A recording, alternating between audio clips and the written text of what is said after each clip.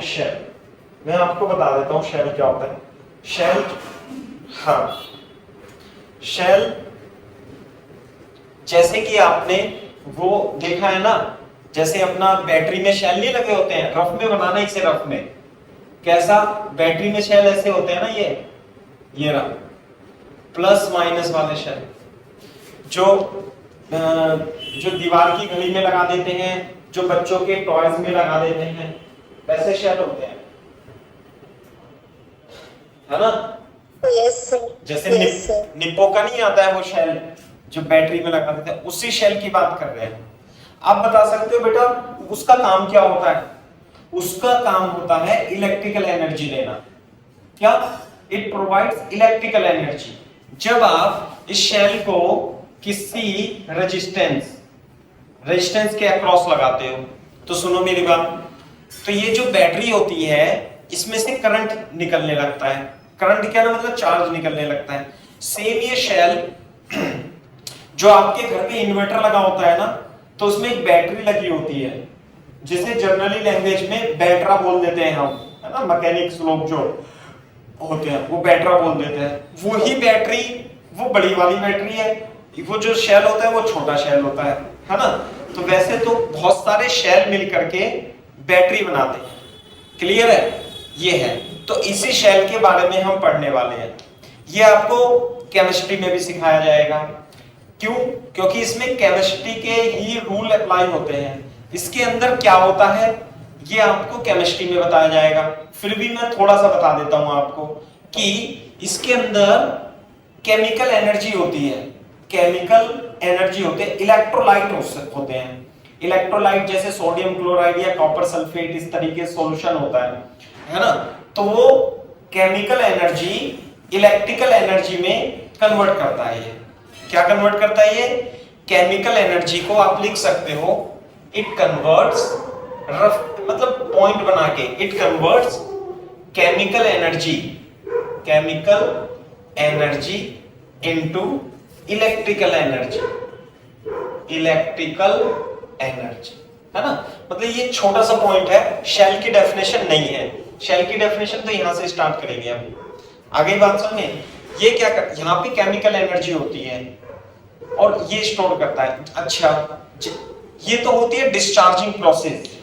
क्या होती है ये? डिस्चार्जिंग। जैसे आपकी मोबाइल की बैटरी नहीं होती है, वो भी मोबाइल की बैटरी भी एनर्जी स्टोर करती है, समझे। जब आप उसे किसी फोन से लगाते हो तो आपका फोन काम करने लगता है, लेकिन जब आप एडेप्टर से जब प्लग में लगाते हो, उसे चार्ज करते हो, तो पता क्या होता है? जैसे मान लीजिए बैटरी है, अब इसे चार्ज करना है, आप क्या करोगे? एक तार लोगे और इसे 220 वोल्ट से लगा देते हो ऐसे, मतलब डीसी से वो कन्वर्टर होता है इसमें, वो बात अलग है। तो इसके अंदर करंट जाने लगती है, फिर करंट इसके अंदर जाने लगती है उल्टी, इसे बोलते हैं चार्जिंग। जब चार्जिंग होती है तो ये इलेक्ट्रिकल एनर्जी किस में कन्वर्ट हो जाती है? केमिकल एनर्जी में, और वो चार्ज के रूप में, in the form of charge, इस बैटरी के अंदर स्टोर हो जाती है। जब हमें इस एनर्जी की जरूरत पड़ती है तो ये शेल उस केमिकल एनर्जी को इलेक्ट्रिकल एनर्जी में बदल देता है। आगे बात समझ में? ठीक है। तो ये है, it converts chemical energy into electrical energy. कौन कौन सी प्रोसेस हो सकती है इससे? इसे रफ में लिख लेना। ये तो हो गई डिस्चार्जिंग, मैं लिख देता हूं, रफ में लिख लो, ज्यादा बेटर रहेगा। और जब इसके अंदर करंट जाती है, जब इसके अंदर करंट जाएगी ऐसे करके, ऐसे जाएगी ना, तो करंट जाएगी ऐसे करके यूं, तो क्या होगा? चार्जिंग। जब इसमें से करंट आती है तो ये हो जाएगा डिस्चार्ज। इसे रफ में लिख लो, है ना, ये है, कॉपी कर लो, फिर मैं इसकी डेफिनेशन।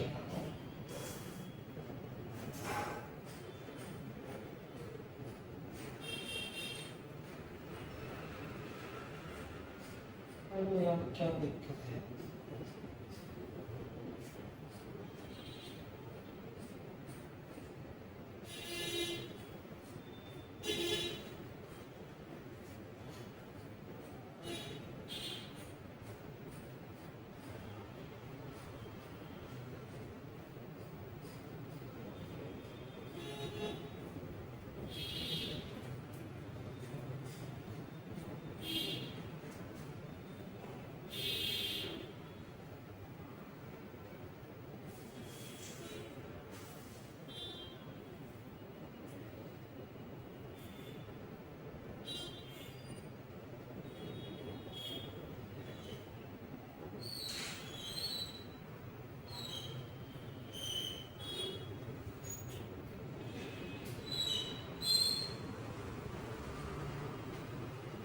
मैं शेल की फोटो बना देता हूं।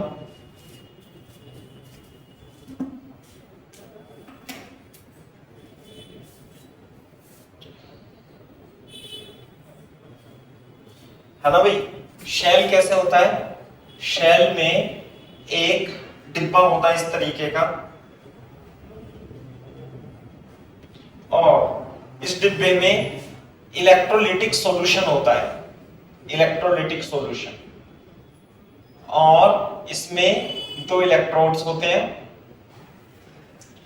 जिसे हम एक को पॉजिटिव इलेक्ट्रोड और एक को नेगेटिव इलेक्ट्रोड कहते हैं। एक को पॉजिटिव इलेक्ट्रोड, एक को नेगेटिव इलेक्ट्रोड। ये होता है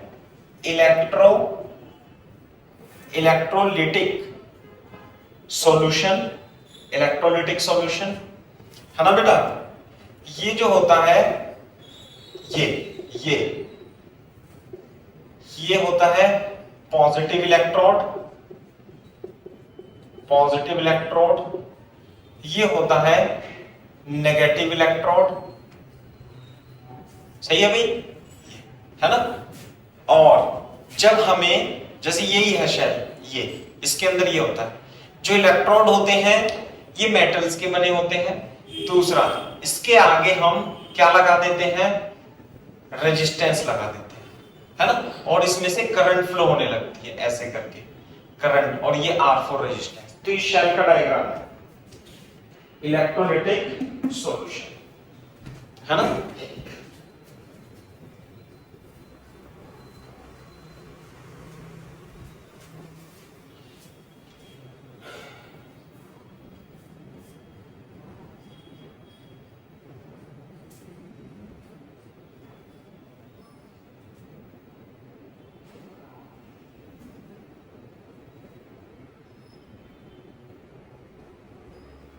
लिखो, a shell has, लिखो, a shell has two electrode, a shell has two electrode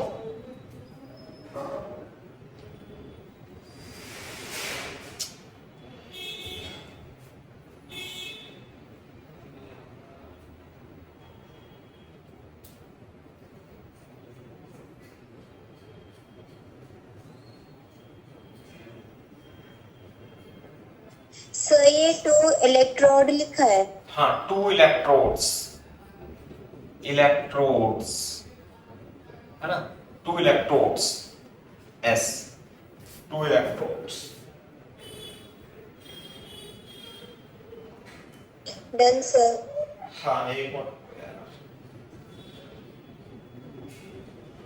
shell has 2 electrodes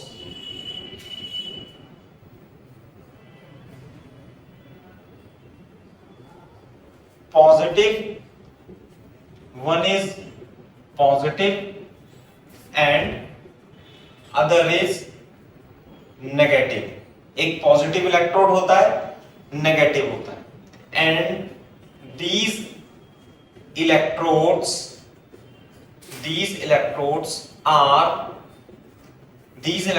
are immersed in electrolytic solution, electrolytic solution. हाँ भाई, इलेक्ट्रोलिटिक सॉल्यूशन पता है क्या आपको बच्चों? इलेक्ट्रोलाइट्स नहीं पता? जैसे कॉपर सल्फेट, है ना, ऐसे ये कॉपर सल्फेट का सॉल्यूशन हो सकता है या किसी भी टाइप का हो सकता है। मैं उसमें नहीं जा रहा हूं कि किस प्रकार का होता है, ये केमिस्ट्री में बताया जाएगा आपको। इलेक्ट्रोलिटिक सॉल्यूशन होता है जिसमें आयंस होते हैं, जैसे कॉपर सल्फेट, सोडियम क्लोराइड, है ना, और भी कुछ हो सकता है, कॉपर नाइट्रेट, ऐसे हो सकता है। इलेक्ट्रोलिटिक सॉल्यूशन में इन पॉजिटिव इलेक्ट्रोड को और नेगेटिव इलेक्ट्रोड को इमर्स कर देते हैं।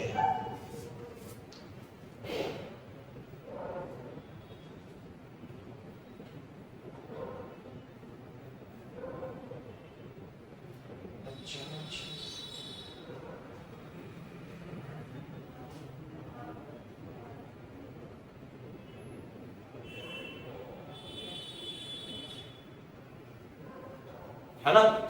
बोर्ड पे देखो, जैसे इसमें जो सॉल्यूशन होता है इलेक्ट्रोलिटिक सॉल्यूशन का, तो इसमें कॉपर सल्फेट और जैसे C++ और SO4 माइनस माइनस है ना, कॉपर पे तो दो वैलेंसी होती है प्लस की, कॉपर सल्फेट पे माइनस होती है। तो क्या होता है इलेक्ट्रोलिटिक में, जैसे हम एक दो इलेक्ट्रोड को डालते हैं इसमें, तो ये जो पॉजिटिव इलेक्ट्रोड होता है तो इसमें तो नेगेटिव चार्ज आयन आ जाते हैं, और जो नेगेटिव इलेक्ट्रोड होता है तो इसमें पॉजिटिव इलेक्ट्रॉन आ जाते हैं। तो ये क्या करता है, ये शेल इस इलेक्ट्रोलिटिक सॉल्यूशन में आयंस यानी चार्ज को प्रोड्यूस कर देता है। क्या प्रोड्यूस कर देता है? चार्ज को प्रोड्यूस कर देता है। तो लिख लो, the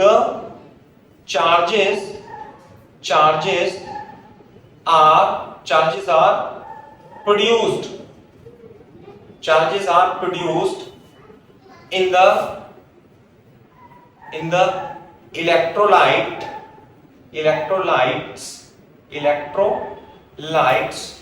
solution, and they are collected on the electrodes। सही है भाई, they are collected on the electrodes। ये इलेक्ट्रोड्स पर आकर के कलेक्ट हो जाते हैं। यहाँ पे प्लस आ जाएगा, यहाँ पे माइनस आ जाएगा, यहाँ पे प्लस आ जाएगा। तो जैसे ही मान ले यहाँ पे प्लस प्लस प्लस आ गया एक जगह और यहाँ माइनस माइनस आ गया, तो इनके बीच में पोटेंशियल डिफरेंस प्रोड्यूस हो जाता है। दोनों के बीच में क्या प्रोड्यूस हो जाएगा बेटा? Potential difference. And therefore potential difference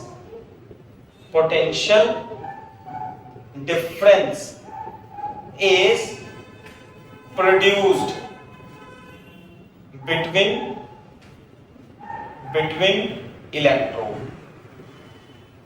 this potential difference, जब यहां पर प्लस प्लस आ जाएगा, यहां माइनस माइनस आ जाएगा, तो दोनों के बीच में पोटेंशियल डिफरेंस आ जाएगा, और इस पोटेंशियल डिफरेंस को ही ईएमएफ ऑफ द बैटरी कहते हैं। क्या कहते हैं? This potential difference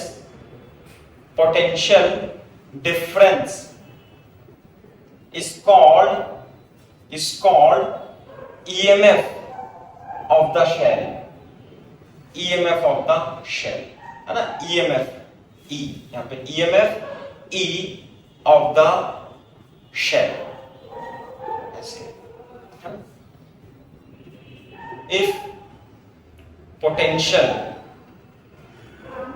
of positive electrode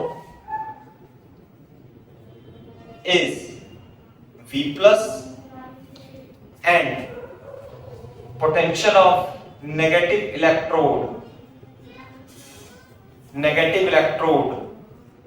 is V minus। इसका पोटेंशियल कितना मान ले भाई? इसका पोटेंशियल हमने V प्लस मान लिया, लिख लेना यहाँ पे, और इसका मान लिया हमने V माइनस। इसका पोटेंशियल V प्लस और इसका पोटेंशियल V माइनस। तो what is the EMF? The EMF of the battery is, the EMF of the cell is potential difference, then EMF of the cell is equal to V plus minus V minus। ये sir side का दिख नहीं रहा है। अच्छा बेटा, एक minute,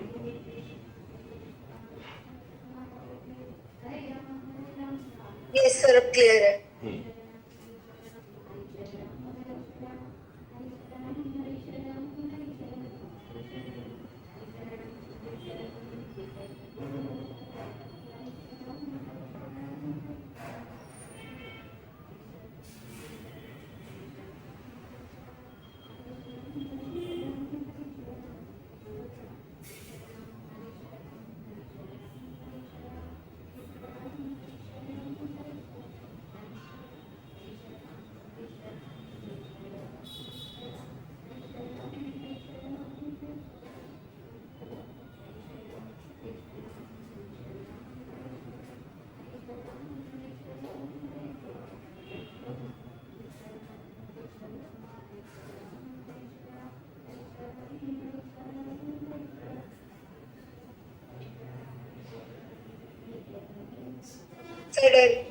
okay,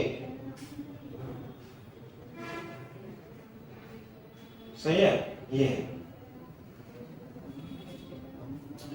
तो ये तो हो जाएगा ईएमएफ, है ना।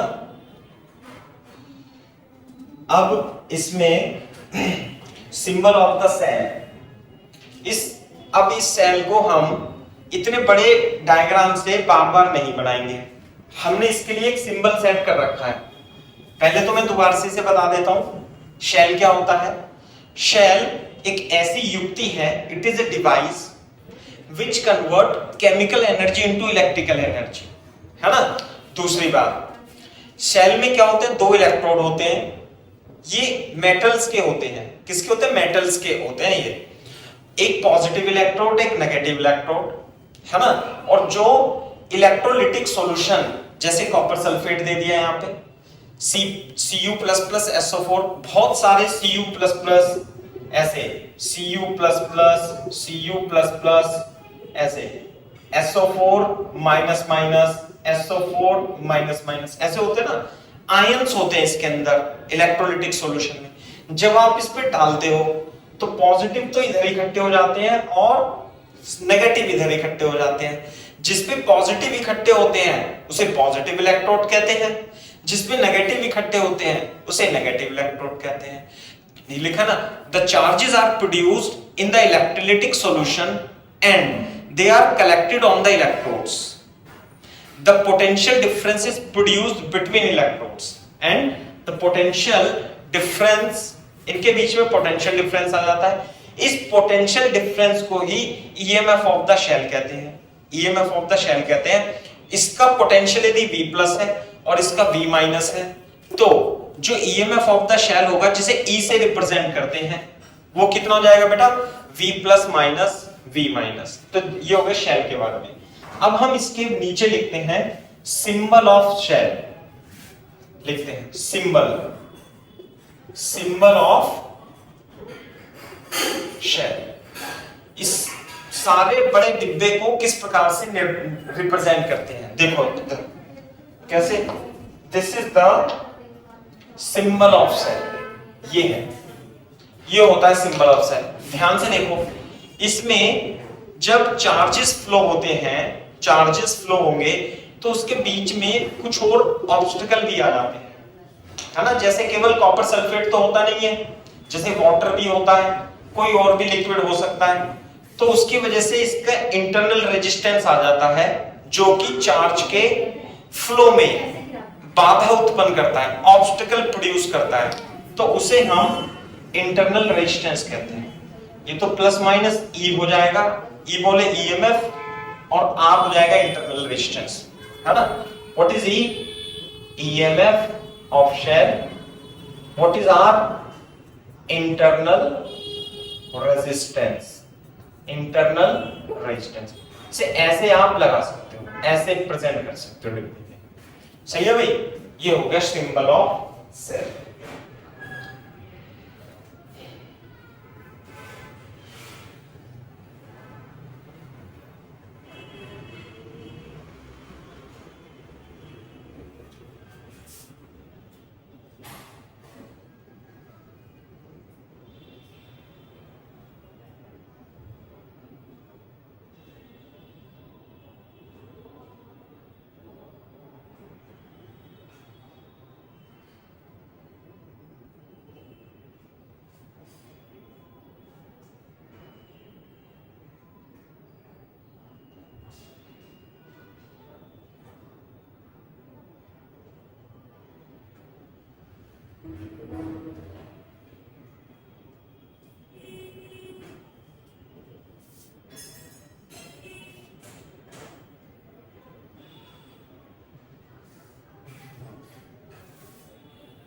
हाँ भाई, हो गया,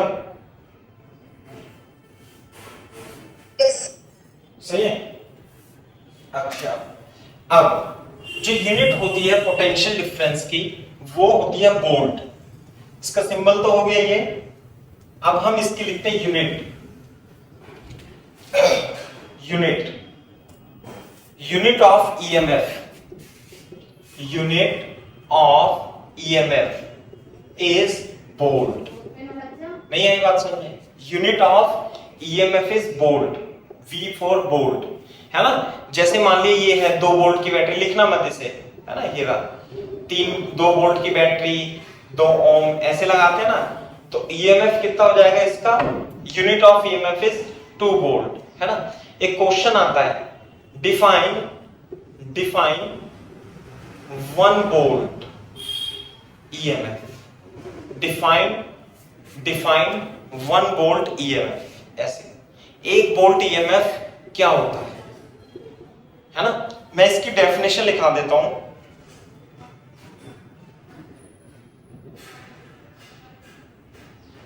लिख लो इसे, लिखो।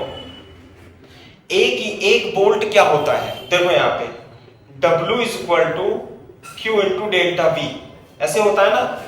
तो delta V is equal to W upon Q, ये पोटेंशियल डिफरेंस ही क्या होता है, ईएमएफ होता है। तो if Q is equal to 1 coulomb, then potential difference is equal to W। Board पे देखो 1 वोल्ट, है ना, एंड WV क्या लिख लेंगे, if Q is equal to 1 coulomb and W is equal to 1 joule, तो डेल्टा V क्या हो जाएगा, 1 वोल्ट हो जाएगा। ऐसे क्लियर है क्या बात।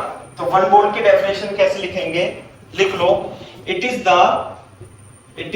वर्क डन, ऐसे लिखेंगे, if the work done in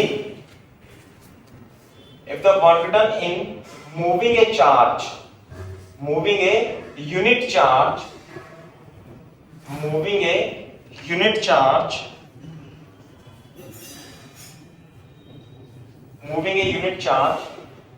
in the closed loop is 1 joule, then the EMF of the shell is 1 volt, मैं इसे समझा देता हूं इसका मतलब क्या है। W बराबर Q into delta V, W upon Q, यदि 1 जूल Q 1 हो गया तो वोल्टेज EMF क्या होगा, EMF is equal to 1 volt हो जाएगा। कैसे, ध्यान से देखो, जैसे 1 कूलम चार्ज है, 1 कूलम चार्ज को इस लूप के द्वारा पूरी लूप में घुमाने में जो वर्क लगता है ना, यदि वो 1 जूल है तो इसके बीच का ईएमएफ क्या होगा, 1 वोल्ट होगा। हमें क्या करना है, 1 वोल्ट को डिफाइन करना है। What is 1 volt? 1 volt is if work done in moving a unit charge, एक +1 कूलम को पूरी लूप में घुमाने में यदि 1 जूल वर्क लगता है तो जो ईएमएफ ऑफ द शेल होगा, इसका जो ईएमएफ होगा वो कितना होगा, 1 वोल्ट होगा। ये डेफिनेशन पूछी जा चुकी है अपने सीबीएसई में, define 1 volt EMF.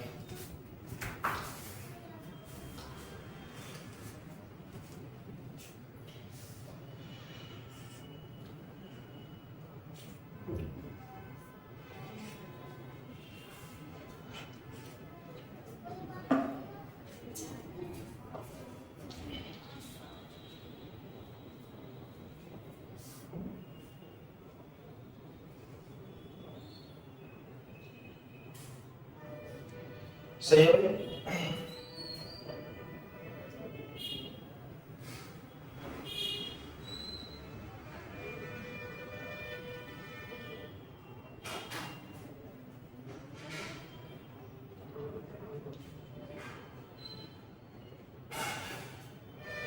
Sir very good. अब देखो sir done, very good. Sir done. यहां देखो, अब हम लिखते हैं शेल में हम पढ़ना है एक्सप्रेशन फॉर, लिखो expression for internal resistance of cell. ये इंपॉर्टेंट है ना। Expression for internal resistance of cell. देखो ये भाई ये शेल में ये क्या होता है, E for EMF of the cell, ये तो ईएमएफ होता है। ईएमएफ कितना है इसका, ऐसे लिख लेंगे, ईएमएफ कितना है ई। आर क्या है, इंटरनल रेजिस्टेंस, से लिख लेंगे ई। और ये शेल था, जब आप इससे कोई लोड रेजिस्टेंस एक्सटर्नल रेजिस्टेंस लगा दोगे आर, तो उसमें क्या करंट फ्लो होने लगेगी, हाँ बिल्कुल होने लगेगी। सही है ना बात। तो आप मेरे को बताओ कि देखो रफ में आप इसे समझ लेना, है ना, रफ में समझ लेना कैसे कि अगर जो रेजिस्टेंस आर और आर है, ध्यान से देखो, और ये बैटरी ई लगी हुई है, ई वोल्ट की बैटरी लगी हुई है, तो बेटा इन दोनों बीच के बीच रेजिस्टेंस जो होगा दोनों सीरीज में है, तो आर इक्विवेलेंट क्या होगा, आर प्लस आर। ये बात समझ में आती है नहीं भाई, दोनों सीरीज में है ना, और बैटरी कितनी लगी हुई है वोल्ट की, ई वोल्ट की, तो बेटा करंट क्या होगा, V equal to I R से I equal to V upon R, और रेजिस्टेंस कितना है टोटल सर्किट का, R प्लस आर। ये ना, इसे ध्यान देना, इसे उतारना नहीं है, यहां देखो, तो हम लिखेंगे यहां ऐसे, current in the loop, current in the loop कितनी आएगी, I equal to E upon R plus R. इसे आप रफ में लिख सकते हो अपने रेफरेंस के लिए कैसे आता है। This is the current, total voltage कितना है सर्किट में E, और पूरे लूप का रेजिस्टेंस कितना हो गया, ये R था ना। अरे इस R को क्या मैं यहां पे नहीं ला सकता ऐसे हटा करके, जैसे ही लाए, तो दोनों रेजिस्टेंस ये किसमें है, सीरीज में, तो सीरीज में रेजिस्टेंस जुड़ करके कितना हो जाएगा, R प्लस आर। तो करंट कितना हो जाएगा इस लूप में, E upon R plus R, V upon R, ohm's law. तो करंट कितना हो गया, I equal to E upon R plus R. Copy करो,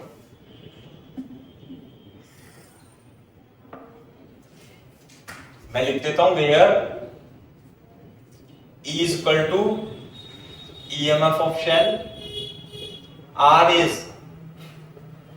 internal resistance,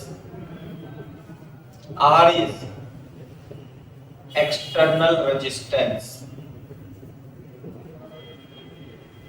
R is external resistance।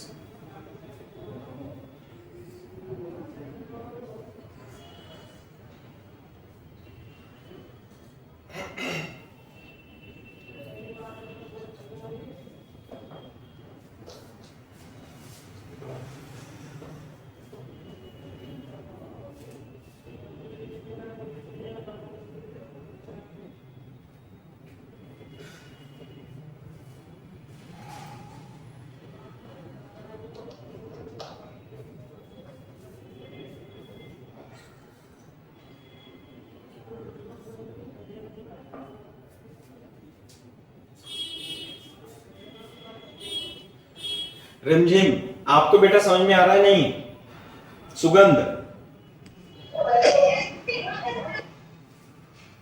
Sir आ रहा है थोड़ा थोड़ा। हाँ भाई, इतने दिन की छुट्टी मत मारा करो बेटा। सर मैं एक्चुअली गांव में हूँ, तो वहाँ पे सिग्नल थोड़े कम ही रहते हैं। अच्छा अच्छा अच्छा, ठीक है, लेकिन कोशिश करो भाई सिग्नल अच्छे रखने की। हाँ जी सर।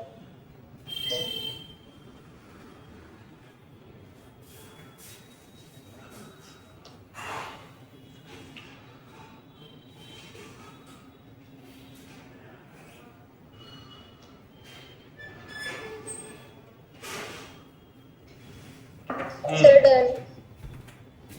देखो मैं इसे रफ में लिख लेना आप, ये तो मैंने बता दिया कि भाई आप डायरेक्ट यहाँ पे जब आएगा एक्सप्रेशन फॉर इंटरनल रेजिस्टेंस, ये चित्र बनाएंगे और direct I equal to E upon R plus R लिख देंगे।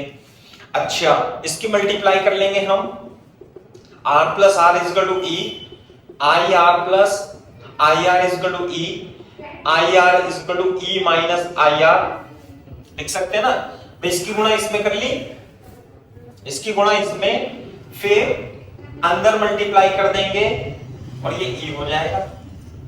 इसे हम इधर ले जाएंगे और ये हो जाएगा आई इंटू आर। तो हमें तो आर की वैल्यू निकालनी थी ना, आर की, तो आर कितना हो जाएगा, E minus I R upon I. This is the internal resistance, internal resistance. Internal resistance. Clear है क्या बात?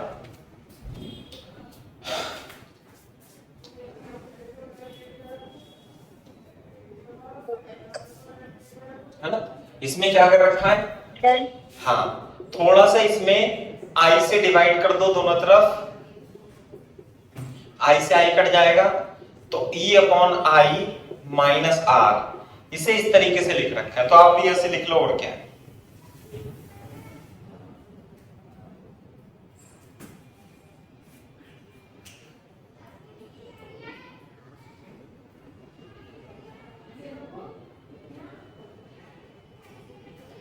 ठीक है भाई, ये है। Yes, sir, done. अच्छा, एक इंपॉर्टेंट पॉइंट और है, for maximum current, maximum current, अगर जो आपको maximum current through resistance, resistance R, यदि आपको इस रेजिस्टेंस में करंट मैक्सिमम चाहिए, तो देखो ये जो रेजिस्टेंस है ये तो बदलेगा नहीं। ये रेजिस्टेंस क्या होता है, जैसे आपने किसी एक शेल से जाकर के एलईडी को लगा दिया या किसी टॉय को लगा दिया, भाई टॉय का जो रेजिस्टेंस है वो तो फिक्स रहेगा। आप बदल किससे सकते हो, इंटरनल रेजिस्टेंस को। इंटरनल रेजिस्टेंस को कैसे बदलोगे, जब हमने ये शेल जब बना रहे थे तो इसके अंदर जो इलेक्ट्रोलाइट्स डाला हमने, उस इलेक्ट्रोलाइट को बहुत ही आइडियल बना लेंगे जिसमें कि उसके अंदर रेजिस्टेंस उत्पन्न ही ना हो। तो यदि इंटरनल रेजिस्टेंस को हम कम कर दें, इंटरनल रेजिस्टेंस को जीरो कर दें, कम कर दें, तो करंट क्या हो जाएगी, मैक्सिमम। तो अगर जो देखो करंट को बढ़ाने के लिए इस क्वांटिटी की वैल्यू को क्या होना पड़ेगा, यदि इसे बढ़ाना है तो इसे कम करना पड़ेगा। तो हम कम किसे कर सकते हैं, आर को, आर को जीरो कर दे तो करंट कितनी हो जाएगी, आई बराबर ई अपॉन आर हो जाएगी ना। तो maximum current through resistance, internal resistance, internal resistance R should be zero, zero, है ना। Then I max, I maximum कितनी हो जाएगी भाई, ई अपॉन आर हो जाएगी। आई मैक्स मैं यहां पे लिख देता हूं E plus zero plus R, R को क्या कर दिया मैंने, zero, is equal to E हो गया। आई मैक्सिमम कब होगी, आई मैक्सिमम जब बैटरी का इंटरनल रेजिस्टेंस जीरो हो जाएगा।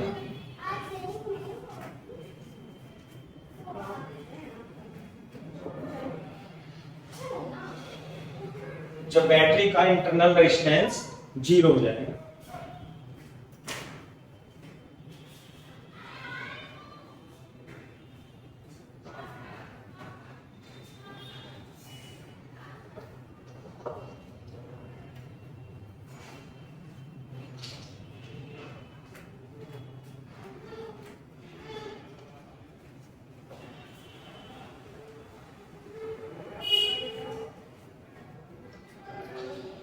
हाँ भाई,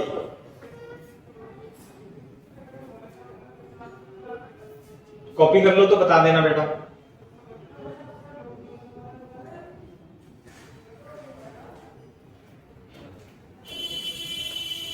आई मैक्स इज इक्वल टू क्या लिखा हुआ है, समझ नहीं आ रहा। I max is equal to E upon zero plus R is equal to E upon R. I max कितना हो जाएगा, ई अपॉन आर हो जाएगा। मैक्सिमम करंट इसमें कब होगी, जब R 0 हो जाए। समझ में आएगा। और ओके सर। हाँ, और इस प्रकार की बैटरी को सच टाइप ऑफ बैटरी या cell is called ideal cell. क्या बोलते हैं इसे, आइडियल शेल। आइडियल शेल कैसा होता है भाई, आइडियल शेल में इंटरनल रेजिस्टेंस होता ही नहीं है। बताओ, ये है प्लस माइनस ई। ये कैसा शेल है, आइडियल शेल। आपसे पूछे प्रैक्टिकल शेल कैसा होता है, प्रैक्टिकल शेल में इंटरनल रेजिस्टेंस भी होता है। आई बात समझ में। क्यों भाई, कभी भी आप किसी भी टेक्निक से इस इंटरनल रेजिस्टेंस को जीरो नहीं बना सकते, कुछ ना कुछ तो इसका इंटरनल रेजिस्टेंस रहेगा ही। जब आप सॉल्यूशन में इलेक्ट्रोलाइट्स डालोगे तो आप इसे कितना भी आइडियल बना लो, इसके बीच में रेजिस्टेंस रहेगा ही, समझे ना। लेकिन हम थ्योरेटिकली क्या मान लेते हैं, थ्योरेटिकली अज्यूम कर सकते हैं कि जब ये इंटरनल रेजिस्टेंस जीरो हो जाए, आर कितना हो जाए, जीरो। ऐसे लिख लेना यहां पे, if R is equal to zero, इसके बराबर में लिख लो बेटा, if R is equal to zero. R is equal to zero हो जाए तो शेल को आइडियल शेल कहते हैं। और जीरो नहीं हो, जो कि वास्तव में होता भी नहीं है, ऐसा सेल प्रैक्टिकली पॉसिबल ही नहीं है, हाइपोथेटिकल है बस। मान लिया हमने आर जीरो कैलकुलेशन के लिए, कभी भी इंटरनल रेजिस्टेंस जीरो नहीं हो सकता। जितना ज्यादा इंटरनल रेजिस्टेंस कम होगा, जितना कम इंटरनल रेजिस्टेंस होगा उतनी बैटरी अच्छी होगी। आई बात समझ में। जितना कम इंटरनल रेजिस्टेंस होगा उतनी ही बैटरी अच्छी होगी। कैसे बता सकते हो मैं क्या बोल रहा हूं भाई, सुगंध, पूर्वी, नहीं आया समझ में बात। देखो नो सर। हाँ, एक मिनट सुनो, मैं मतलब लिखा देता हूं, पहले इसे कॉपी कर लो आप, मैं बता देता हूं, पहले कॉपी कर लो।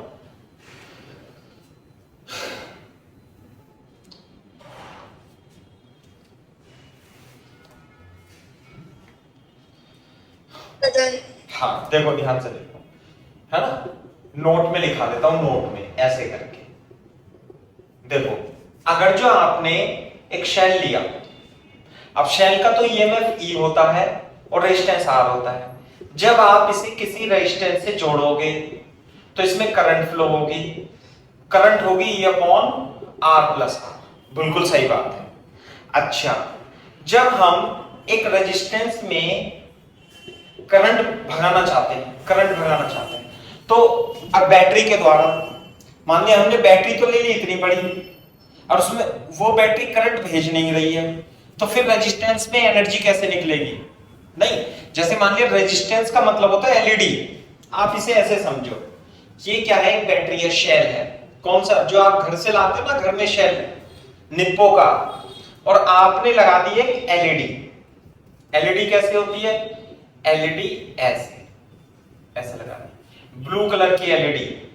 नहीं, अरे बच्चे नहीं लगाते हैं, शेल ले लेते हैं, लड़के ज्यादा करते हैं ऐसे काम, और फिर यूं लगाते हैं तो ग्लो करने लगती है, रेड कलर की एलईडी, ब्लू कलर की एलईडी, है ना। नहीं तो आपने देखा होगा छोटी सी मोटर होती है, एलईडी की जगह यहाँ पे क्या लगा सकते हो आप, motor.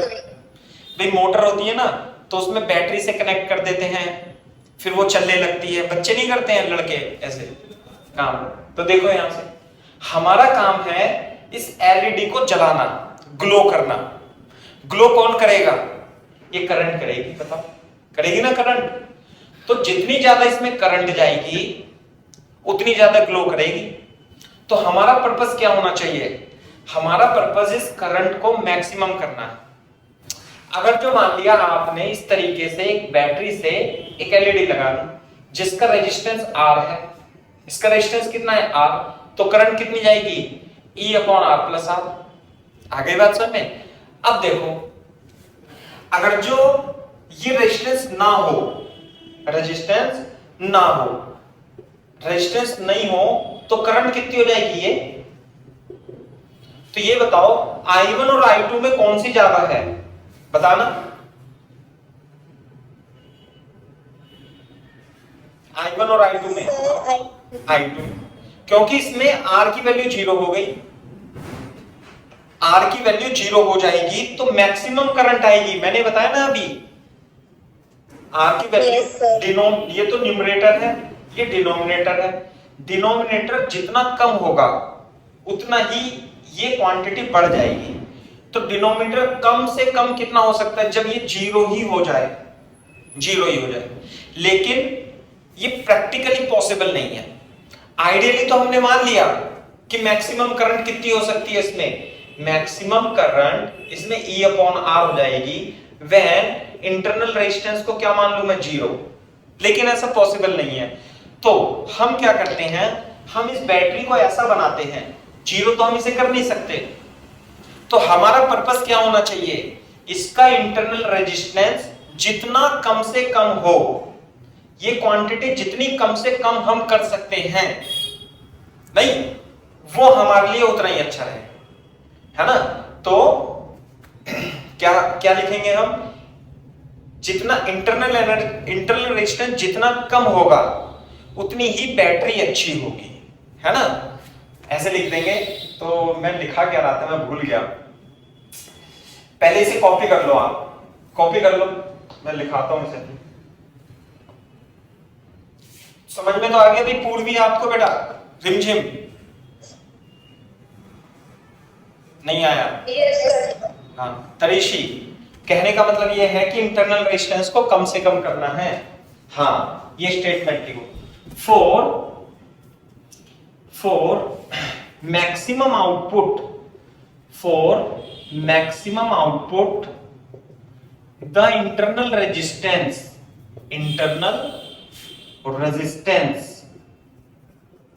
Of the battery, battery को हम शेल भी बोल सकते हैं, कोई ज्यादा बड़ी बात नहीं है। For maximum output the internal resistance of the battery should be minimum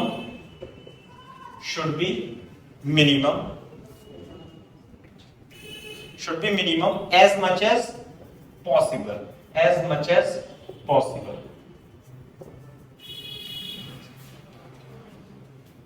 should be minimized, शब्द लिख लो, should be minimized as much as possible। Maximum output के लिए बैटरी का इंटरनल रेजिस्टेंस जितना कम से कम हो उतना अच्छा है, तभी तो ज्यादा करंट देगा, नहीं तो सारी करंट तो यही पी जाएगा। फिर बताओ,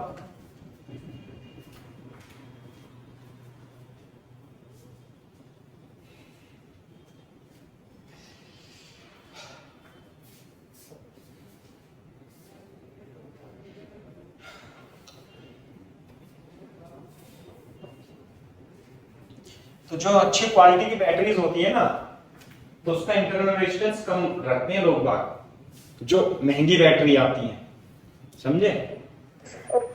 यस सर। भाई महंगी बैटरी में और सस्ती बैटरी में जो हम बैटरी जो इन्वर्टर के लिए लाते हैं, अंतर यही होता है। नहीं, जब आप महंगी लेके आओगे तो उसमें क्या प्रोसेस जो भी वो अप्लाई करते हैं वो अपना कंसर्न नहीं है, वो उसके इंटरनल रेजिस्टेंस को मिनिमाइज कर देते हैं। समझ में आई बात? कम से कम 0 तो नहीं कर सकते, लेकिन आइडियली हम 0 मान करके, हमारे न्यूमेरिकल दिए होते हैं क्वेश्चन में कि आइडियल बैटरी है, तो आइडियल बैटरी का मतलब क्या होता है, इंटरनल रेजिस्टेंस पूरा 0। लेकिन ऐसा पॉसिबल नहीं है, तो ये प्रैक्टिकल बैटरी का सिंबल है, ये आइडियल बैटरी का सिंबल है। एक तो ये जितना मिनिमम रेजिस्टेंस होगा इंटरनल, उतनी ज्यादा आउटपुट करंट होगी, बस ये बात है। अच्छी बैटरी और बेकार बैटरी में यही अंतर है, यह सस्ती और महंगी कह लो आप, नहीं यह है। दूसरा कॉपी कर लेना तो बता देना भाई।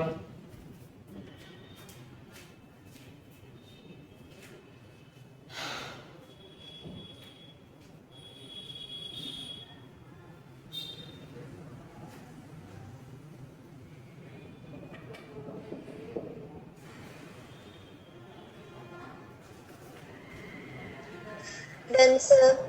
वेरी गुड, ठीक है। तो ये है। अच्छा, आपने कभी कभी देखा होगा जो सस्ते वाले मोबाइल होते हैं और जो अच्छे वाले मोबाइल होते हैं, जैसे जो 8-10 हजार के मोबाइल आ जाते हैं या 4-5-6-7-8-10 हजार के मोबाइल होते हैं, उनकी बैटरी इतनी अच्छी नहीं होती है। आप एप्पल का फोन ले लो और सैमसंग का ले लो, बहुत अच्छा वाला। तो जब आप उससे वो करोगे, जूम मीटिंग भी करते हो या ये करते हो, तो वो कम गर्म होते हैं। और एमआई का ले लो आप, जैसे वीवो का, या तो शायद सस्ते हो गए, तो बहुत तेजी से गर्म हो जाते हैं। कारण पता क्या है? उनकी बैटरी जो होती है वो ज्यादा अच्छी क्वालिटी की नहीं होगी। जितना ज्यादा महंगा फोन, उसकी बैटरी भी उतनी अच्छी होती है। देखो यहाँ ध्यान से, जब इसका इंटरनल रेजिस्टेंस जितना ज्यादा होगा तो उतनी ही इसमें से हीट निकलती है, उतनी हीट निकलेगी भाई। एनर्जी इसी के अक्रॉस भी डिसिपेट होगी, इसके अक्रॉस भी होगी, तो ये ज्यादा गर्म हो जाता है। तो इसलिए तो मोबाइल फोन गर्म हो जाते हैं। जैसे जब आप ज्यादा बात करते हो या ज्यादा वीडियो गेम खेलते हो या वीडियो चलाते हो या जूम मीटिंग करते हो, तो आपके फोन हीट अप हो जाते हैं। क्यों? क्योंकि बैटरी में करंट चलने लगती है तेजी से, और इसका होता है इंटरनल रेजिस्टेंस, तो इसमें से हीट निकलने लगती है। तो अच्छे वाले फोन में गर्म नहीं होते आसानी से, होते तो वो भी हैं, क्योंकि इंटरनल रेजिस्टेंस को जीरो तो कर नहीं सकते, है ना। तो ये अंतर है। तो आज यहीं तक रहने देते हैं, कल को केवीएल और केसीएल हम स्टार्ट करेंगे। क्लियर है क्या बात? ये है, ठीक है भाई आज ये है। तो बैटरी के बारे में मैंने बता दिया है ना आज। ये बैटरी आपको केमिस्ट्री में भी पढ़ाई जाएगी। केमिस्ट्री में इसके अंदर क्या क्या होता है वो पढ़ाया जाएगा, कि कैसे कैसे आयन आते हैं, कैसे केमिकल इक्वेशंस बेसिकली पढ़ाई जाएगी। ठीक है बेटा, चलो कोई डाउट हो तो पूछ लो बच्चों। कुछ मैं इंपॉर्टेंट पॉइंट लिखा देता हूं जो कि डिस्टेंसेस में रिलेशन होता है ना। जैसे 1 फर्मी, हाँ सुनो एक बार ध्यान से देखो, मैं लिखता हूं range of lengths, range of lengths. Important है ये, वेरी इंपोर्टेंट। 1 नंबर का क्वेश्चन जरूर आ सकता है आपके यहाँ, है ना। 1 नंबर का क्वेश्चन जरूर आएगा रेंज ऑफ लेंथ पे।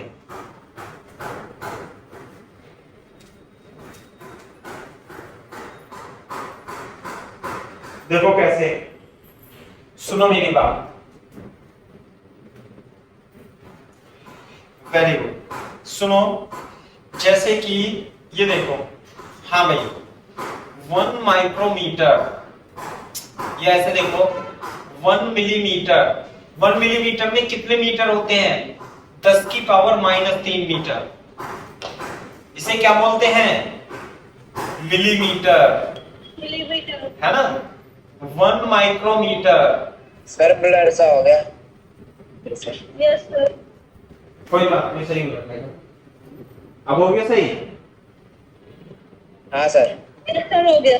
हाँ, वो आउट ऑफ फोकस होता है ना, तो इसलिए हो जाता है, थोड़ी देर में अपना आप सही हो जाता है बेटा। वो ये क्या है? मिलीमीटर। ये क्या है? माइक्रोमीटर। मैं यहां लिख देता हूं माइक्रोमीटर, ये है मिलीमीटर। सही है। माइक्रोमीटर में कितने मीटर? 10 की पावर -6 मीटर।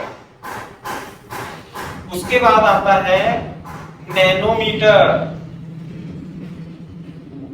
1 नैनोमीटर 10 की पावर -9 मीटर। फिर आता है angstrom. Angstrom.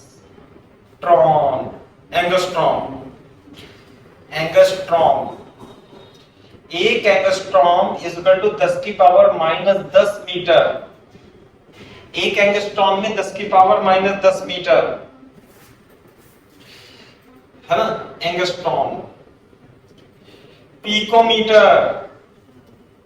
1 picometre is equal to 10 की power -12 metre,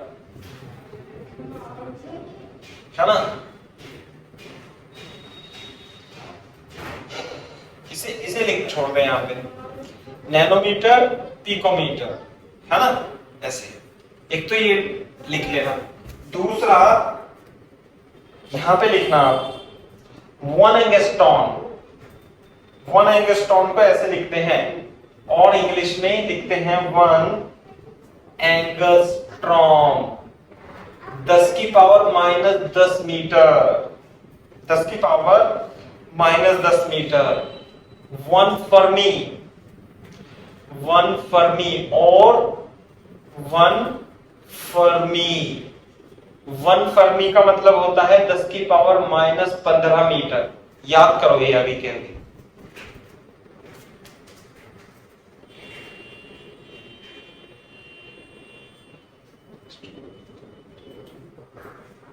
sir 140 is equals to क्या लिखता है? 10⁻10⁻15। 15. 1 फर्मी 10⁻15। Okay sir.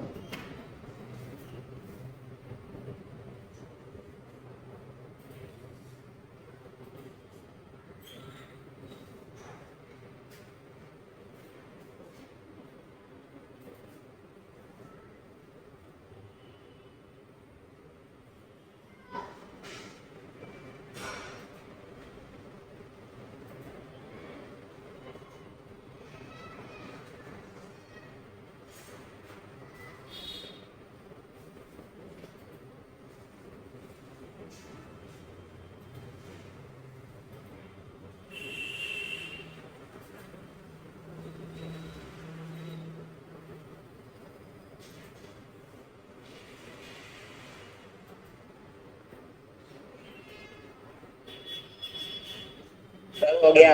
हाँ वेरी सर हो गुड। गया। सही है ना?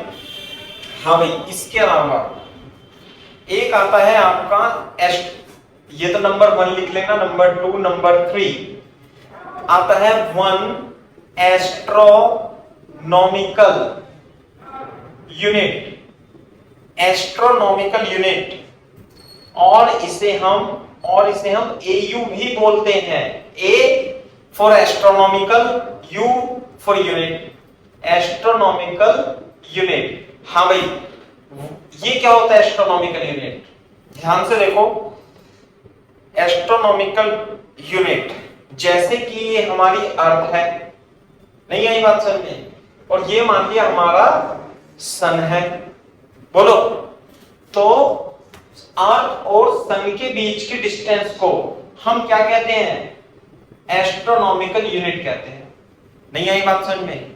क्या बोलते हैं? Astronomical unit. तो हाँ, तो मैं अब लिख दूं it is the average distance. क्या है astronomical unit? Average distance between sun and earth. Sun में आएगा, पता है कितनी है एस्ट्रोनॉमिकल यूनिट? कितनी डिस्टेंस होती है? It is equal to 1.496 into 10 की पावर 11 मीटर। ये है। What is the distance between sun and earth? 1.496 into 10 की पावर 11 मीटर। याद होनी चाहिए आपको। मेरे याद हो ना हो, आपको जरूर याद करनी है।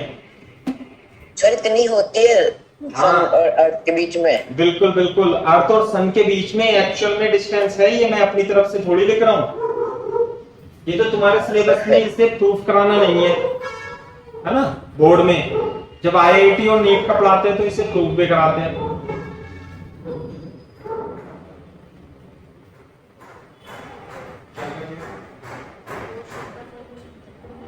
आंसर 4 था।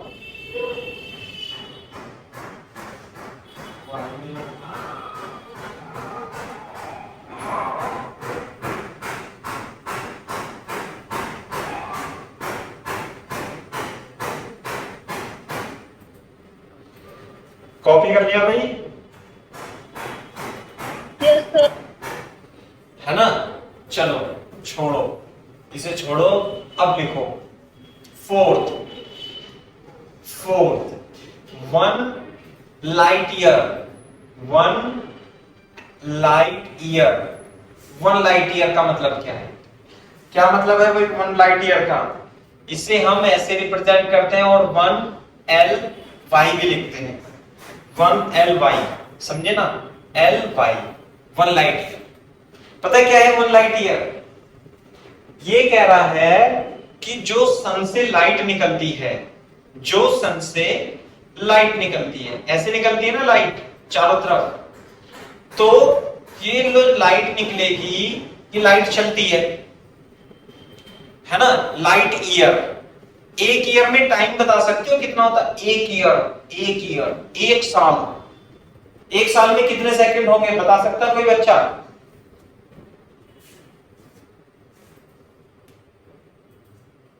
नहीं पता? अबे एक साल में कितने दिन? रफ में लिखो 1 ईयर। कितने दिन? रफ में करना है 1 ईयर 365 दिन लगभग। और एक दिन में कितने घंटे? 24 घंटे 24 और 24 आवर। और 24 आवर, एक आवर में कितनी मिनट? 60 मिनट। ये तो आवर हो गए, ये हो गई मिनट। और कितनी सेकेंड? किससे और मल्टीप्लाई करते भाई मिनट को सेकंड में बदलने के लिए? 60 सर। तो एक ईयर में इतनी सेकंड होती हैं, और इतने सेकंड में कितने सेकंड में ये जो लाइट होती है, ये जो डिस्टेंस कवर करती है, यही क्या कहलाती है? लाइट ईयर कहलाती है। लाइट ईयर यानी कि डिस्टेंस कवर। लिख लो पहले, यहां देख लो, distance covered by light in 1 year is called 1 light year. और पता है इसकी वैल्यू कितनी होती है? एक लाइट ईयर में कितनी डिस्टेंस कवर कर लेती है? देख तो इसका value.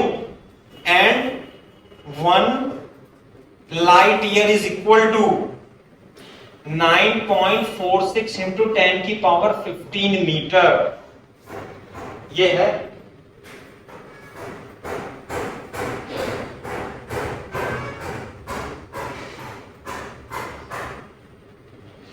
with speed, with velocity 3 into 10 की पावर 8 मीटर पर second in 1 year is called 1 light year. Is called 1 light year. Sir second का पता चल गया कितने होते हैं? हाँ, सेकंड का तो पता लग गया तेरे को। और लाइट की स्पीड कितनी होती है पता है? लाइट की स्पीड 3 into 10 की पावर 8 मीटर पर सेकेंड। सर कितनी? 3 into 10 की पावर 8 मीटर पर सेकेंड। 8। हाँ सर 8।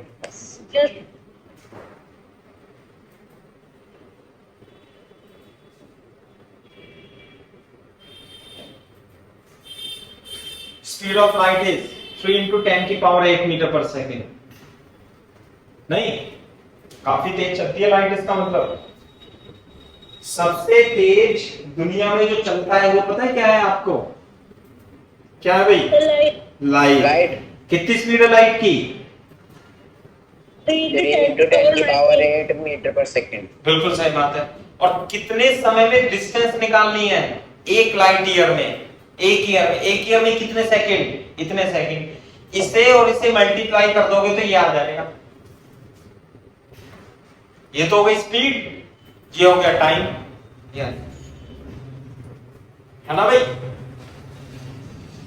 हाँ सर। चलो, ये हो गया। ये इंपॉर्टेंट पॉइंट है 1 लाइट ईयर। हाँ भाई शिखर बताओ मेरे को, कॉपी में पढ़ के बताओ या बिना देखे बताओ। What is 1 light year? Sir 1 light year. हाँ,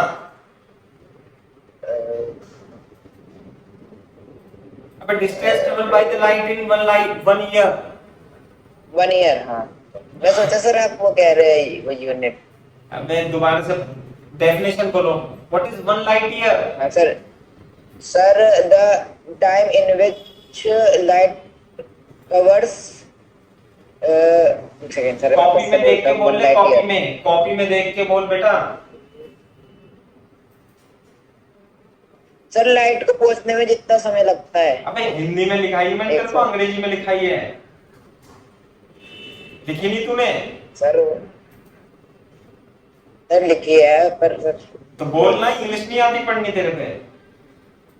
सर आती है sir. The time taken by a light to complete a distance. अरे कैसे करेगा?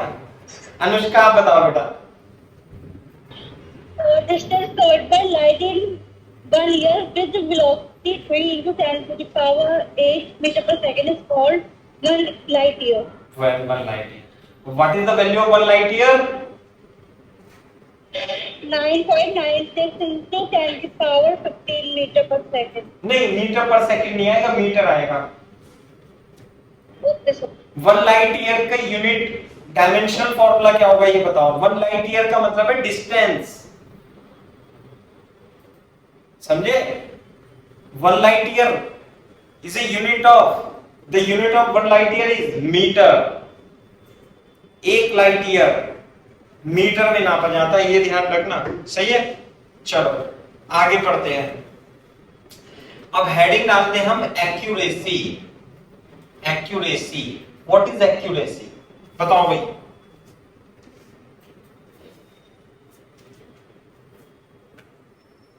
What is accuracy?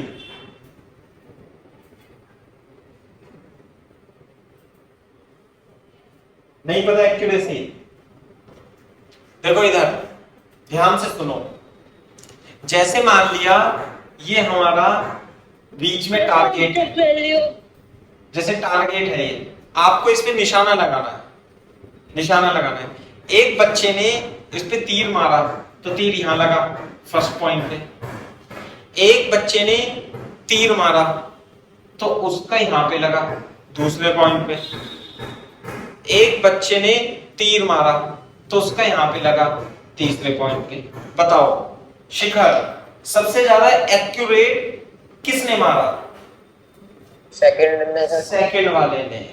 चित्र बना लेना रफ में, रफ में। हाँ सर। नहीं क्या? 2 is more accurate, more accurate. फिर उसके बाद किसका एक्यूरेट है? तीसरे वाले का। फिर पहले नहीं, मोर एक्यूरेट। इसका मतलब यह है कि टारगेट के आप जितना पास जाओगे निशान लगाने के लिए, उतना ही ज्यादा आपका जो निशाना है वो एक्यूरेट होगा। समझे आई बात? कॉपी करो इसे रफ में साइड में समझने के लिए, और मैं डेफिनेशन लिख देता हूं।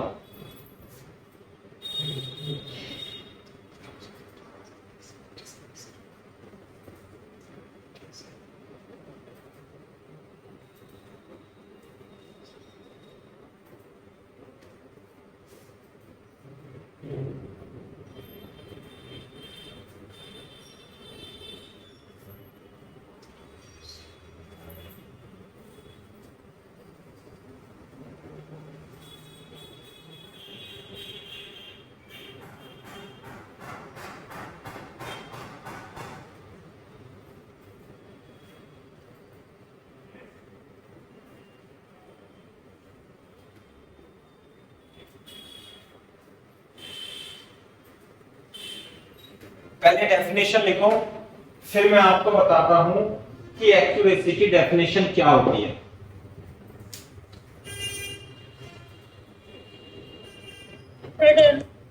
लिख ली डेफिनेशन बेटा? हाँ सर। Very good. देखो मैं इसे समझा देता हूं। जैसे मान लीजिए ये पेन है, ये पेन है, इस पेन की लंबाई, एक एग्जांपल और दे देता हूं मैं आपको समझने के लिए। ये पेन है और रियल में एक्चुअल लेंथ इसकी है 6.5 सेंटीमीटर, है ना? अब एक बच्चे को दी, स्टूडेंट को दी कि भाई नापो इसे, तो उसने इसके लिया और नापने लगा। तो मेजरमेंट 1 में उसने मेजरमेंट किया, मेजरमेंट 1, और उसने बताया इसे जो लेंथ है 6.8 सेंटीमीटर बता दी उसने। बताओ कितना गलत काम किया, दिखाई दे रहा है? हाँ बिल्कुल दे हाँ रहा है। सर। चलो Yes, sir. हाँ, दूसरे बच्चे को दिया, उसने मेजरमेंट करके बताया, उसने बताया 6.6 सेंटीमीटर, सही है बात। तीसरे को दिया, उसने तो हद ही कर दी, उसने तो छोटा ही बता दिया और इसे बता दिया 5.9 सेंटीमीटर। बोलो तो ये बताओ जो मेजरमेंट थी एक्चुअल में तो इतनी थी, तो सबसे ज्यादा मोर एक्यूरेसी किसकी है, सबसे ज्यादा सही? Second. L2 L2 की एक्यूरेसी सबसे ज्यादा है। उसके बाद किसकी है बेटा बताओ? Sir L1. L1 L1. L1 क्योंकि 6.5 को इसने 6.8 ही बताया, तो कितने का डिफरेंस आया? 3.3. 0.3 का। और इसने तो हद ही कर दी, 6.5 को 5.9 बताया, तो इसमें एरर कितने की आई? 0.6 की। तो 0.6 का। तो यही definition, it is a measure of how close the measured value, how close the measured value is to the true value of the quantity. True value क्या थी? इतनी, और ये जो मेजर्ड वैल्यू है ये इसके कितने क्लोज हैं, ये इसके मेजर को बताता है। It is a measure of how close the measured value is to the true value of the quantity. Clear है क्या बात? Yes, sir. है ना? तो आप क्या करोगे, इसके नीचे एग्जाम्पल लिख लेंगे, एग्जाम्पल, ये वाला एग्जाम्पल लिख लेंगे, है ना? Actual length of pen is equal to 6.5 centimetre, इसे लिख लेंगे मोर एक्यूरेट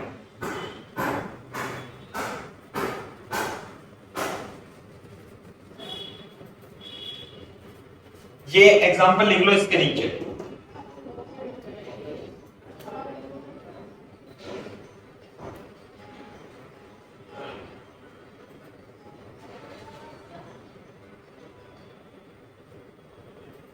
हेलो हेलो, हाँ जी बताइए। नहीं ठीक है, चलिए।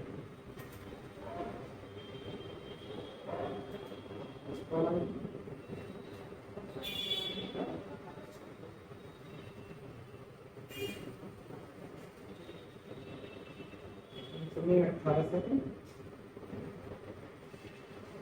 कोई मिस कॉल नहीं, देखिए नंबर किसका है, चेक करो। मिस कॉल मिस हो गई,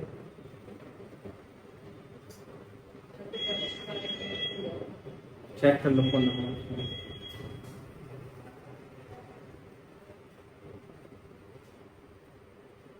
लेस एक्यूरेट लिखा है बेटा, ये है ना?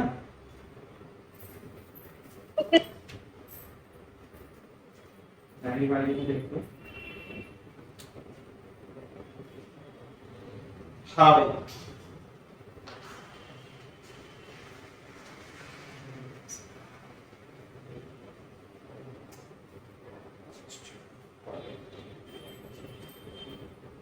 किसी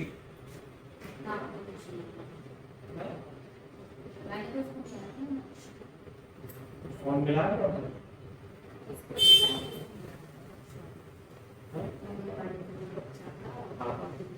तो उठाया उसने नहीं, मैसेज कर दो उसे ज्वाइन द क्लास, इसे लिखो join the class, classes are going on, classes 10 classes are going on, 10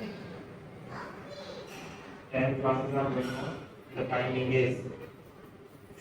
हाँ बेटा हो गया क्या बच्चे? हाँ सर हो गया। Yes, sir.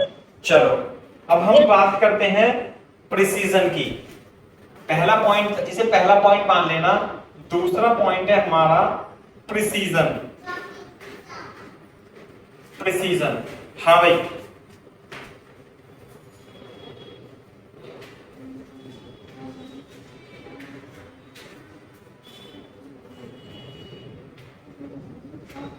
Precision, precision.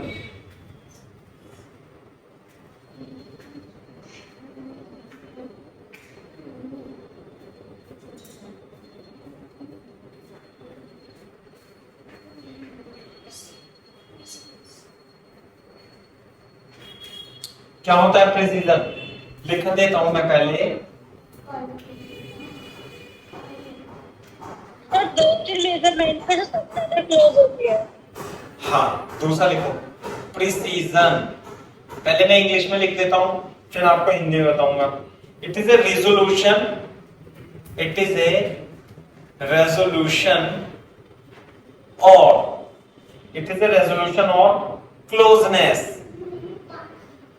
It is a resolution or closeness of a series of measurement, of a series of measurement, series of measurement of a same quantity, of a same quantity under similar condition, similar condition। पहले एक बार लिख लो, फिर मैं आपको explain करता हूं।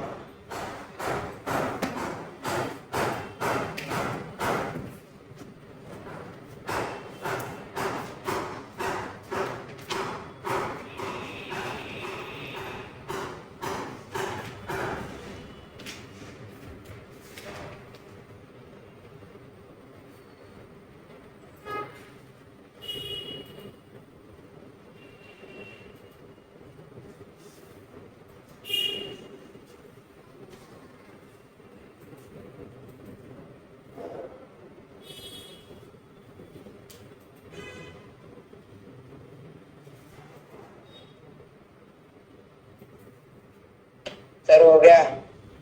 हाँ,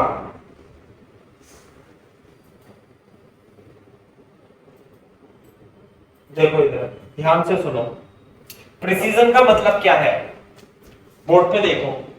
वैसे तो ये थोड़ा हाई लेवल की चीज हो जाएगी आपके लिए, लेकिन आप समझ सकते हो। जैसे आपने इंस्ट्रूमेंट देखे नापने वाले, जैसे मीटर स्केल होता है ना, तो उसमें मिनिमम जो एक खाना होता है वो कितना होता है? 1 मिलीमीटर का होता है। नहीं आई बात समझ में? 1 मिलीमीटर देखा है? नहीं, अब तुम यहाँ पे हो नहीं, मैं तुम्हें दिखाता। 1 मिलीमीटर। सर वो जो बीच में इनके वो रहते हैं गैप। हाँ, ऐसा होता ना, 0, फिर यहाँ पे यस सर। 1, फिर यहाँ पे 2, ऐसे। ये 1 सेंटीमीटर, ये भी 1 सेंटीमीटर, ये 2 सेंट, ऐसे होता है ना। हाँ सर, हाँ सर। Yes sir. अरे 0, 1, 2, 3 ऐसे होता है ना। तो ये जो गैप होता है, ये कितना होता है? लीस्ट काउंट इसका 1 मिलीमीटर। समझे ना?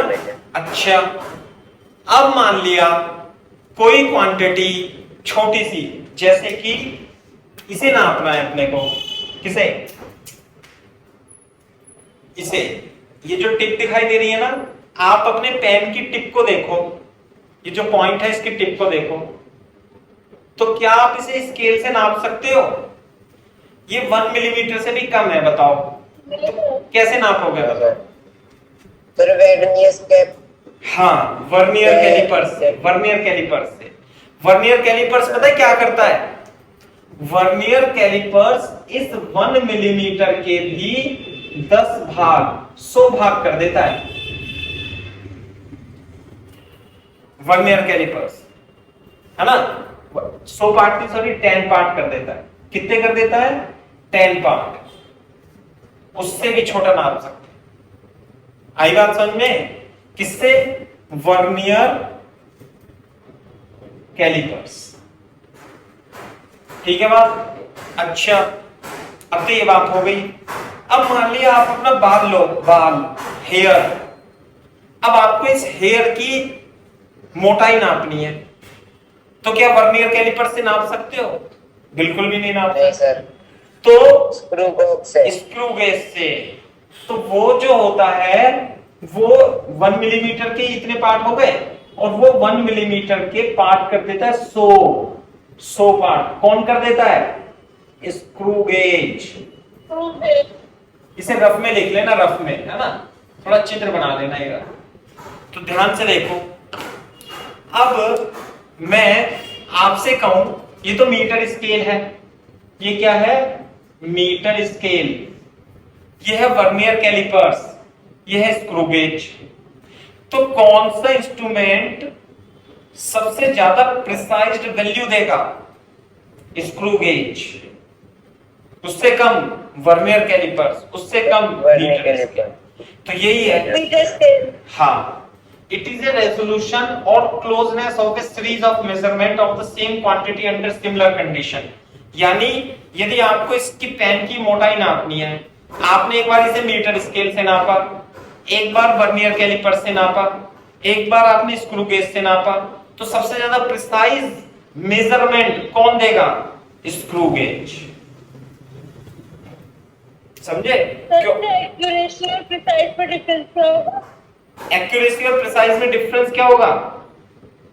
Yes sir. Very good question. एक बार कॉपी कर लो इसे रफ में, मैं बता देता हूं।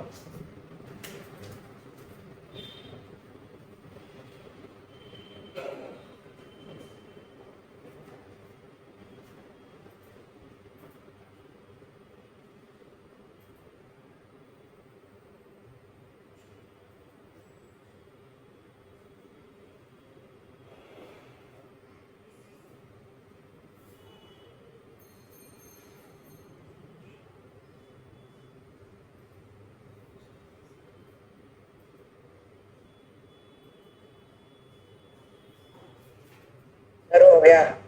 Very good. देखो, अब डेफिनेशन तो यहीं तक लिखनी है। अब मैं आपको ये डिफरेंस बताता हूं कि एक्यूरेसी और प्रिसीजन में डिफरेंस क्या होता है। बोर्ड पे देखो, जैसे कि फॉर एग्जांपल, है ना, एग्जाम ऐसे लिखेंगे, example to discuss accuracy and precision. Accuracy and precision, ये हाई लेवल का क्वेश्चन बन जाता है बच्चे के लिए अगर जो स्कूल में पूछा जाता है। एक्यूरेसी और प्रिसीजन सबको एक जैसा लगता है, लेकिन होता नहीं है। एक्यूरेसी जो है, व्हाट इज एक्यूरेसी? एक्यूरेसी जो है, ये है, what is accuracy? It tells us how close the measured value to the true value। नहीं आई बात समझ में? अभी ये तो यही बताएगी कि जो हमने वैल्यू मेजर की है वो ट्रू वैल्यू के कितने पास है। जितना पास होगी उतना एक्यूरेट होगी। बोलो, जितना पास होगी उतना एक्यूरेट होगी। नहीं आया समझ में भाई? Very good. इसके लिए आप एग्जांपल क्या दोगे? इसके लिए आप एग्जांपल, सबसे अच्छा एग्जांपल यही बना करके दोगे कि सब जितना तीर इसके पास में लगेगा उतना ज्यादा मोर एक्यूरेट है। ये एग्जांपल बना के दो। सही है? कॉपी करो इसे।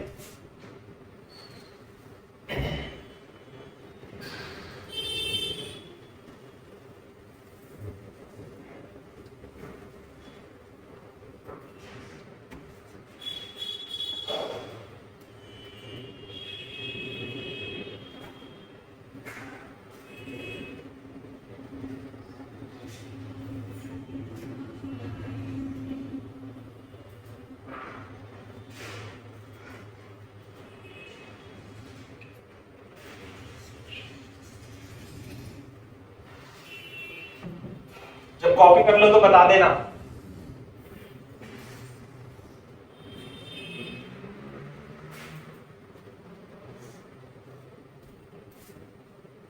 हो गया sir.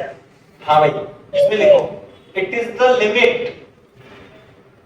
It is the limit और resolution, it is the limit और resolution up to which an instrument can measure, it is a property of, it is a property of an instrument। पहले लिख लो इसे, फिर मैं बताता हूं। it is a property of, it is a property of an instrument, ये instrument का गुण होता है, इंस्ट्रूमेंट की प्रॉपर्टी है ये प्रिसीजन।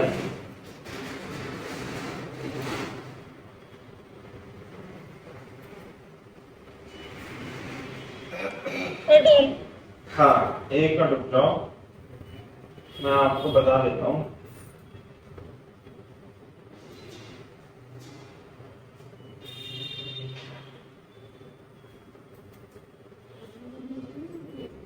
एक मिनट। हाँ भाई, देखो ध्यान से, ये डाउनलोड हो जाएगी क्या मेल में?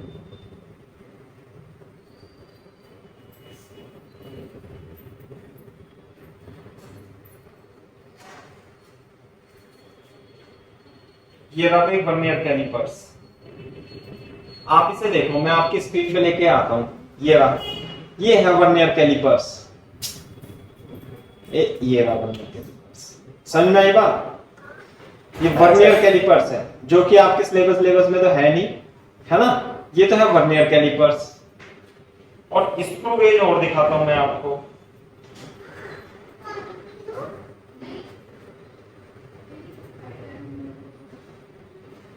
स्क्रू गेज नापने के लिए, है ना भाई? स्क्रू गेज होता है बेटा ऐसा, देखो ये होता है स्क्रू गेज, दिखाई दे रहा है? ये इंस्ट्रूमेंट है सर। हाँ, आप इंटरनेट में भी सर्च कर सकते हो। तो ये जो अलग अलग मीटर स्केल तो पता ही है आपको कैसा होता है, ऐसा होता है मीटर स्केल, तो बताओ। तो जो मीटर स्केल है, मीटर स्केल वो ऐसे नाप सकता है किसी की लंबाई, जैसे 6 पेन की लंबाई, लेंथ ऑफ, जैसे मान लिया ये पेन है और इसकी लंबाई नापनी है, तो मीटर स्केल को रखेंगे, तो जो मीटर स्केल बताएगा इसकी लंबाई, वो क्या बताएगा? 6.7 सेंटीमीटर बता देगा। जबकि जो वर्नियर कैलिपर्स होगा, वर्नियर कैलिपर्स, वो इसकी लंबाई को दशमलव के 2 अंक तक नाप सकता है, दशमलव के 2 अंक तक। और अगर जो मैं स्क्रू गेज की बात करूं, स्क्रू गेज बोलो, तो ये बताओ, ये नाप सकता है 0.34 सेंटीमीटर। बताओ जरा, नहीं आई बात समझ में? तो ये ज्यादा मोर प्रिसाइज है, ये जो रीडिंग है, रीडिंग ये मोर प्रिसाइज है, मोर प्रिसाइज, ज्यादा लिमिट, जिसकी लिमिट और रेजोल्यूशन, नापने की शक्ति, नाप जो कम से कम नाप सके, ज्यादा से ज्यादा, वो प्रिसाइज वैल्यू होगी। नहीं आई बात समझ में? अब ध्यान से देखो, सुनो मेरी बात। अभी अंतर कहां क्लियर हुआ आपको? अब क्लियर होगा। जैसे मान लेते हैं एक पेन है और इसकी लंबाई जो है वो 6 पॉइंट कितनी है, मान ले 4.5 सेंटीमीटर, ऐसे है ना, ये 4.5 सेंटीमीटर। तो बोर्ड पे देखो, मैं इसमें से एग्जांपल ले लेता हूं एक। हाँ भाई, ऐसे लिखो, the true value of length, the true value of length is 4.283 centimetre and the three instruments कौन कौन से A, B and C are used to measure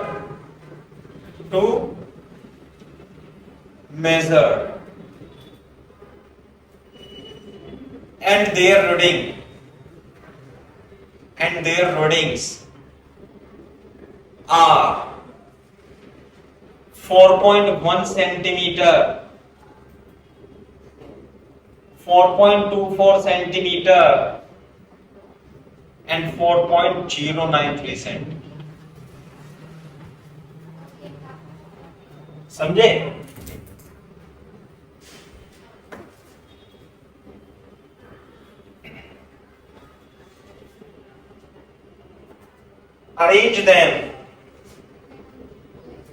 Arrange them in increasing order of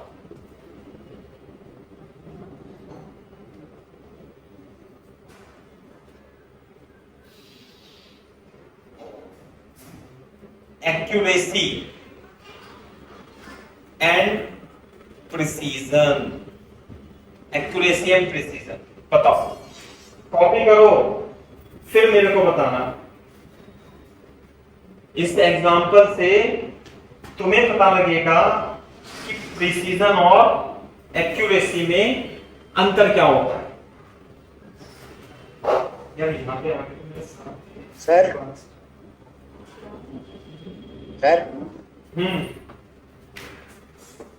सबसे ज्यादा एक्यूरेट तो sir 4.093 centimetre वाला है।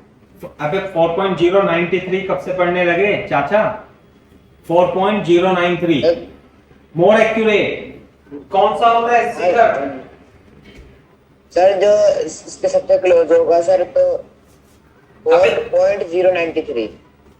अच्छा जी, अबे 93 नहीं बोलते चाचा, इसे बोलते 4.093। दशमलव के बाद 93 नहीं बोलते, अंक पढ़ते हैं 093। हाँ, अब से सही बोली हो। केमिस्ट्री में भी तो ऐसे बोल रहा था। कुछ नहीं वहां जाता हूं तो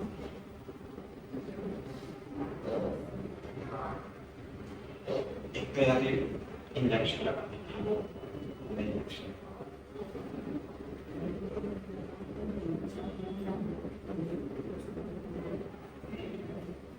इंजेक्शन कहां से?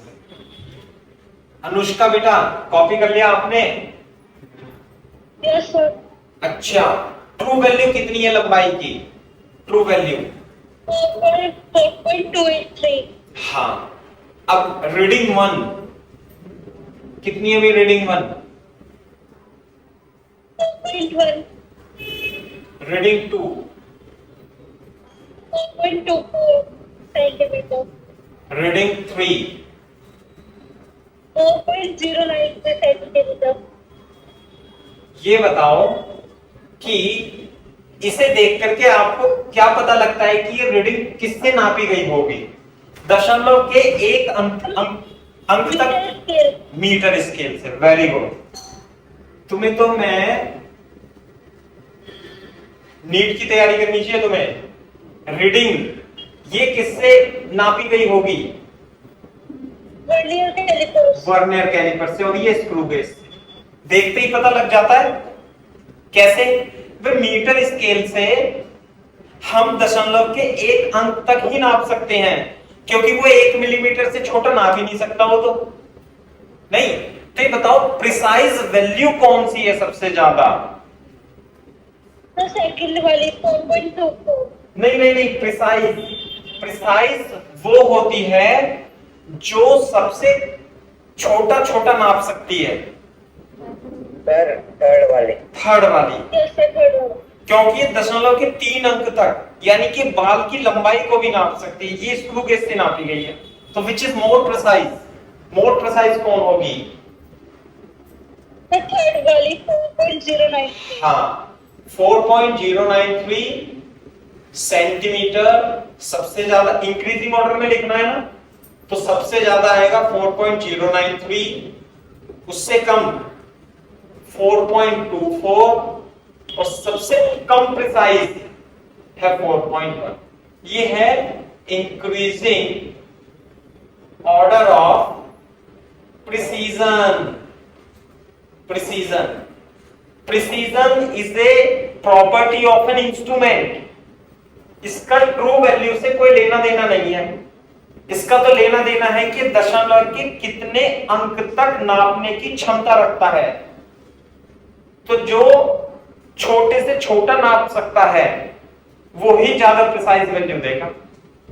बोलो क्लियर है क्या बात? नहीं तो सर इसमें एक्यूरेट सेकंड वाली होगी।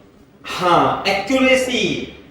एक्यूरेसी का मतलब ये है कि जो टारगेट बताया था ना मैंने आपको, जो टारगेट के बिल्कुल पास हो वो सबसे ज्यादा एक्यूरेट है। तो ट्रू वैल्यू कितनी है? 4.283। तो इसके पास कौन सी ज्यादा सबसे ज्यादा क्लोजनेस है? 4.24। तो 4.24 इज मोर एक्यूरेट। ऐसे लिखेंगे, इंक्रीजिंग ऑर्डर ऑफ एक्यूरेसी, है ना। और उसके बाद कौन एक्यूरेट है भाई? इसके पास कौन है क्लोज? 4.1 सेंटीमीटर। और सबसे ज्यादा दूर है 4.093 सेंटीमीटर। अब तुम्हें क्लियर हुआ बेटा प्रिसीजन और एक्यूरेसी में अंतर? Yes sir. Very good, very good.